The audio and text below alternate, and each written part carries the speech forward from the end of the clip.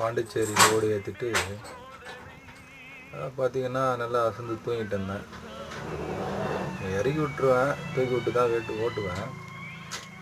But பார்த்திங்கன்னா puncture ஆகிட்டுக்குது. அப்படியே விட்டுறாதீங்க. பார்த்திங்கன்னா டயரு டீப்லாம் வேஸ்ட் ஆகிடும். அது இல்லாமல் பலூனும் கொஞ்சம் கஷ்டமாயிடும்.